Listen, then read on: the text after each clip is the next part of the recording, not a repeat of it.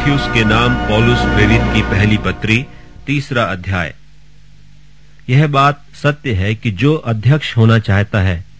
तो वह भले काम की इच्छा करता है। सो चाहिए कि अध्यक्ष निर्दोष और एक ही पत्नी का पति, संयमी, सुशील, सभ्य, पहुनाई करने वाला और सिखाने में निपुण हो,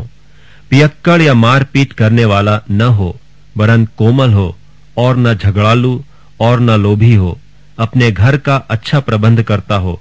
और लड़के बालों को सारी गंभीरता से अधीन रखता हो। जब कोई अपने घर ही का प्रबंध करना न जानता हो तो परमेश्वर की कलीसिया की रखवाली क्यों करेगा? फिर यह कि नया चेला न हो, ऐसा न हो कि अभिमान करके शैतान का सा दंड पाए, और बाहर वालों में भी उसका सुनाम हो, ऐसा न हो कि निंदित होकर शैतान के फंदे में फंस जाए।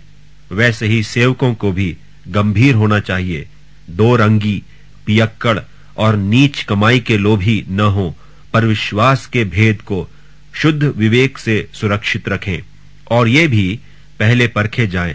तब यदि निर्दोष निकलें तो सेवक का काम करें।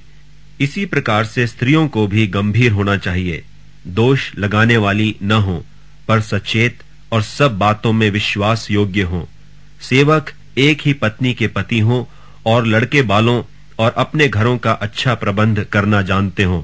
क्योंकि जो सेवक का काम अच्छी तरह से कर सकते हैं वे अपने लिए अच्छा पद और उस विश्वास में जो मसीह यीशु पर है बड़ा हियाव प्राप्त करते हैं। मैं तेरे पास जल्द आने की आशा रखने पर भी ये बातें तुझे इसलिए लिखता हूँ कि यदि मेरे आने में देर हो तो तू जान ले कि परमेश्वर का घर जो जीवते परमेश्वर की कलीसिया है और जो सत्य का खंभा